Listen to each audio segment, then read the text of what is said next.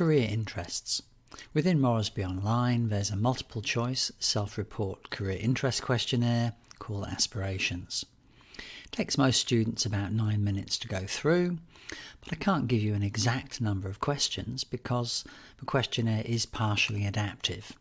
So if somebody says they're not interested in something, the questions will dwindle and you'll get more questions on those areas in which they are interested. The questionnaire is split into 3 areas. It's all colour-coded. Interest in working with people in different ways, with information in different ways, and with things in different ways. And the model comes from a psychologist called Anne Rowe. The length of a bar shows the strength of interest. So this individual is interested in advising people and working in science. If you want to find out what advising people means, you can click on a definition. And on the right hand side there is also a world of work, which you could call a wheel of work, where you can go into this in more detail. So we could click on people and then say it was advise and help, and their particular interest seems to be in training and well-being. The questionnaire can be retaken as many times as the student wishes, and there is a descriptor down the bottom of these interests. Also from the interest questionnaire are 2 other tabs. So if a student changes the questionnaire, if they retake it, then work style and workplace will also change.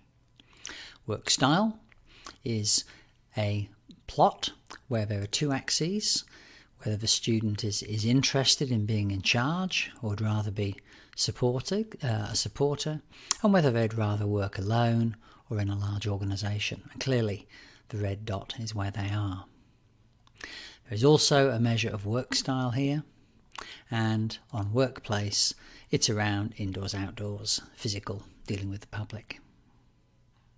What do you do with interests? Well, interests at one level are the easy end of career psychology, but they're also probably the most important influencer and driver of what people want to do, so they should be discussed and thought about carefully.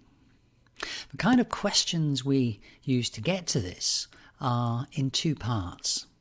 Firstly, the first half is always starting with the stem of I'd like a job where I, and later on the second half talks about I could and would like to. So there's 2 styles of questions within this, and all the questions are answered on a 4-point scale, where there's deliberately no centre point. We're trying to nudge students to move away from that I don't know and make a decision about whether they think things may or may not interest them. End of module.